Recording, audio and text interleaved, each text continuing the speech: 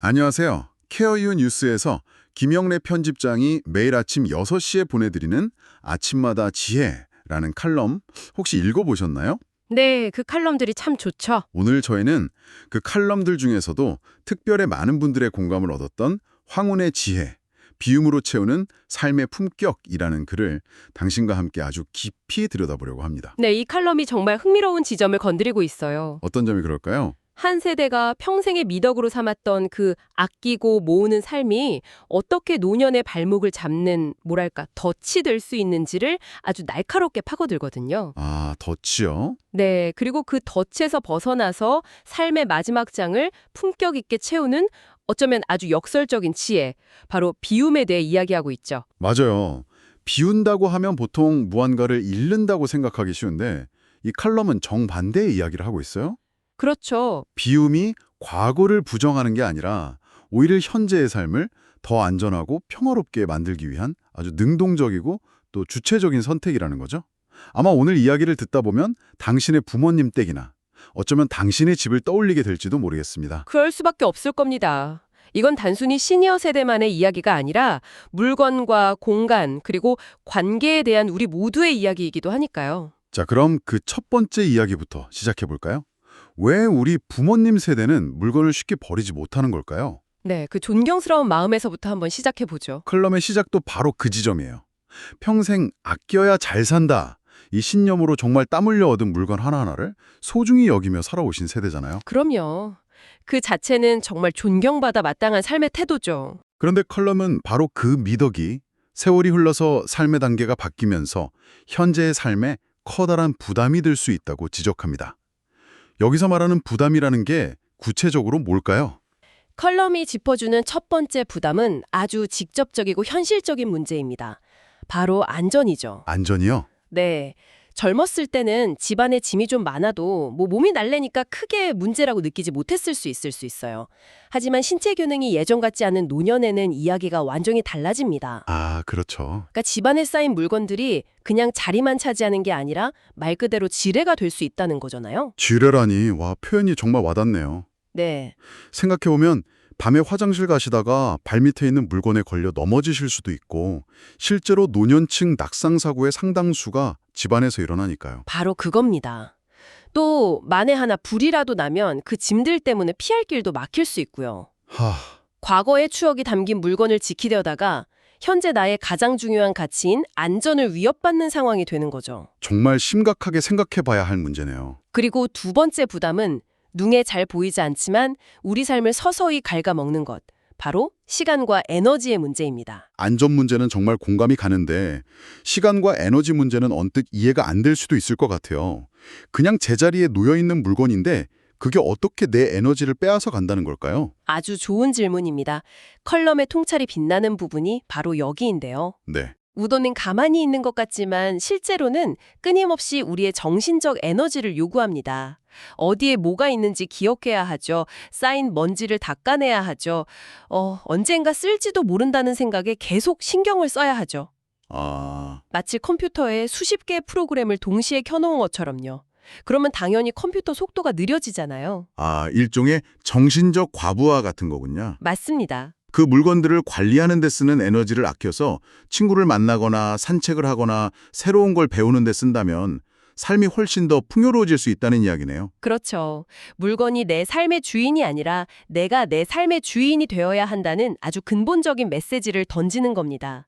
그런데 이런 물리적인 문제를 넘어서서 칼럼은 더 깊은 곳, 바로 우리의 심리적인 측면을 파고들어요. 네, 저도 그 부분이 인상 깊었어요. 그게 더 흥미로운 지점이죠. 칼럼에서 만약의 경우를 대비해서 물건을 쌓아두는 행동이 실은 불안감의 발로일 수 있다고 지적하더라고요.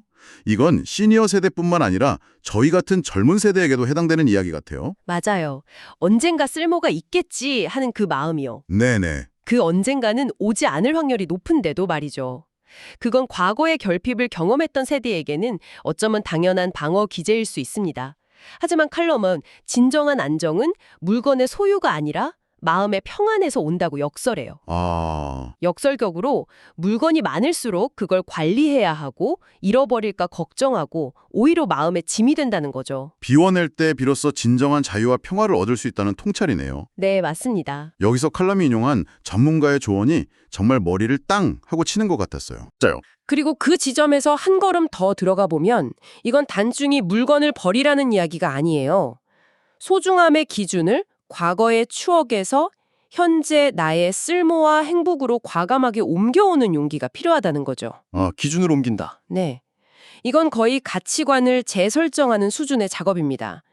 이 물건이 과거에 얼마나 비쌌는가가 아니라 이 물건이 지금 내 삶을 얼마나 행복하게 하는가를 묻는 거죠. 와, 그 질문 앞에서 대부분의 낡은 물건들은 설 자리를 잃게 됩니다. 가치관의 재설정이라 그렇게 생각하니 비움이라는 행위가 훨씬 더 깊고 중요하게 느껴지네요. 그렇죠. 그리고 이런 개인적인 차원을 넘어서 칼럼은 이 문제를 가족관계의 영역으로까지 확장시키더라고요.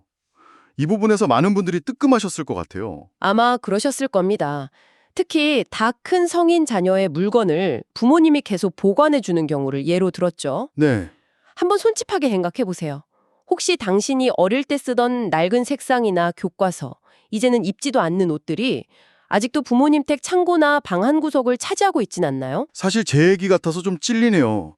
부모님 입장에서는 자식의 흔적이니까 사랑의 표현이라고 생각하실 수 있고 저 역시 언젠가 가져가야지 하면서 미뤄두기 일쑤거든요. 다들 그렇죠. 그런데 칼럼은 이걸 굉장히 날카롭게 꼬집어요. 그게 자녀의 책임감을 저해하고 부모님의 소중한 공간과 시간을 침해하는 행위일 수 있다고요. 이게 굉장히 중요한 지점입니다. 부모님의 집은 자녀의 영원한 창고가 아니거든요. 아, 영원한 창고가 아니다. 네. 성인이 된 자녀의 물건은 그들 스스로 책임지도록 하는 것이 자녀가 자신의 삶을 독립적으로 꾸려나가도록 돕는 진정한 사랑일 수 있다는 겁니다. 그러네요. 그 과정을 통해 부모님은 비로소 온전히 자신의 공간과 시간을 되찾고 자녀는 자신의 과거를 책임지고 현재를 살아가는 법을 배우게 되는 거죠.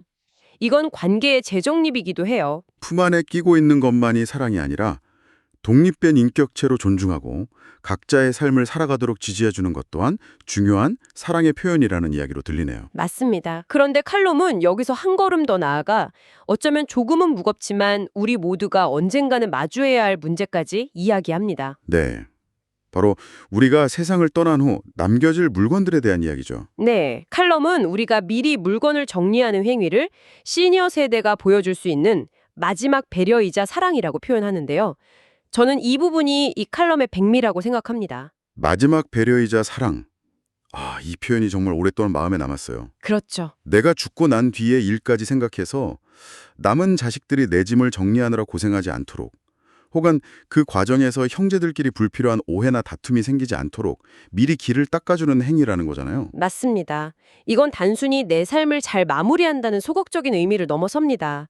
내가 사랑하는 사람들의 미래까지 생각하는 아주 성숙하고 깊은 사랑의 표현인 거죠. 생각해 보세요. 부모님이 돌아가신 후에 유품을 정리하는 자녀들의 마음이 어떻겠어요. 물건 하나하나에 추억이 깃들여 있어서 버리기도 힘들고 그렇다고 다 가지고 있자니 짐이 되고 그 과정에서 겪는 감정적, 물리적 소모가 엄청나겠네요. 엄청나죠. 결국 부모님이 남긴 숙제를 자녀들이 떠안게 되는 셈이니까요. 그걸 미리 해소해 주는 것이야말로 자녀들에게는 가장 큰 선물이 될 수 있겠다는 생각이 듭니다. 자신의 삶을 끝까지 책임지는 주체적인 태도이면서 동시에 가장 큰 사랑의 실천이네요. 바로 그겁니다. 그래서 칼럼의 결론이 아주 자연스럽게 도출되죠. 정리는 더 이상 귀찮은 집안일이 아니라는 겁니다. 맞아요. 칼럼의 마지막 부분이 정말 인상 깊었는데 정리를 성스러운 의식, 리추얼과 같다고 표현하더라고요. 네. 청소나 정리가 아니라 의식이라니 이건 정말 완전히 다른 차원의 접근 아닌가요? 그렇죠. 보통은 그저 귀찮고 힘든 노동이라고 생각하는데 말이죠. 그 단어 선택에 칼럼의 모든 메시지가 담겨 있다고 봅니다. 의식이요. 네. 의식이라는 건 어떤 특별한 의미와 목적을 가지고 행하는 거잖아요. 칼럼은 정리를 세 단계로 이루어진 의식으로 설명합니다. 바로 반추, 재정비, 그리고 미래 준비죠. 반추, 재정비, 미래 준비. 조금 더 구체적으로 풀어주시겠어요? 첫 번째, 반추는 물건 하나를 집어들고 그 물건에 얽힌 과거의 시간을 돌아보는 겁니다. 아, 이건 언제, 어디서, 누구와 함께 했던 물건이지? 그때 나는 어떤 사람이었지? 하고 자신의 지나온 삶을 존중하고 애도하는 과정이죠. 이건 과거를 버리는 게 아니라 오히려 제대로 마주하고 작별 인사를 하는 거예요. 그렇게 생각하니 물건을 정리하는 게 슬프기만 한 일은 아니겠네요. 내 삶의 역사를 하나하나 되짚어보는 소중한 시간이 될 수도 있겠어요. 그럼요. 그리고 재정비는 현재의 시점에서 그 물건의 의미를 다시 묻는 겁니다. 현재의 시점에서요? 네. 이 추억은 아름다웠지만 이 물건이 과연 지금의 내 삶에 꼭 필요한가? 내 남은 인생에 긍정적인 에너지를 주는가라는 날카로운 질문을 던지는 거죠. 그리고 그 질문에 아니요 라는 답이 나온다면 과감하게 떠나보낼 용기를 내는 단계입니다. 그리고 마지막 미래 준비는 그렇게 비워진 공간에 앞으로 내가 살아갈 날들을 채워 넣는 거겠군요. 정확합니다. 이 모든 의식의 과정을 거쳐서 홀가분하고 안전한 환경을 만드는 것. 그것이 바로 다가올 미래를 존엄하고 품격 있게 준비하는 태도라는 거죠. 물론 익숙한 것들과 이별하는 건 분명 고통스러울 수 있겠죠. 내 젊은 시절의 일부를 부정하는 것 같은 기분이 들 수도 있고요. 네, 칼럼도 그 점을 인정합니다. 하지만 그 빈자리가 결코 텅 빈 상태로 남지 않을 거라고 약속하죠. 그 빈자리는 공간의 여유, 마음의 평화, 그리고 무엇보다 안전한 삶이라는 세상 그 어떤 귀한 물건과도 바꿀 수 없는 더 가치 있는 것들로 채워질 것이라고요. 결국 이 칼럼이 말하는 비움은 상실이 아니라 더 좋은 것들을 위한 체험의 과정이라는 겁니다. 낡고 더는 유효하지 않은 것들을 비워내야면 새롭고 더 가치 있는 것들이 들어올 공간이 생기는 거죠. 네, 황혼의 삶을 더욱 품격 있고 아름답게 가꾸기 위한 정말 지혜롭고 용기 있는 실천이라는 강력한 메시지네요. 맞습니다. 네, 오늘은 김영래 편집장의 칼럼 황혼의 지혜, 비움으로 채우는 삶의 품격을 통해 노년의 삶에서 비움이 갖는 깊은 의미를 함께 파고들어 봤습니다. 결국 물건을 비우는 것은 과거의 추억을 버리는 행위가 아니라 현재와 미래의 행복을 위한 공간을 만드는 가장 지혜로운 선택이라는 메시지가 마음에 깊이 남네요. 오늘 우리는 칼럼을 따라 주로 물리적인 공간의 비움에 대해 이야기했지만 마지막으로 한번 이렇게 생각해 보는 것은 어떨까요? 네, 어떤 걸까요? 만약 정리해야 할 것이 당신의 마음속 공간이라면 당신은 무엇부터 비워내고 싶으신가요?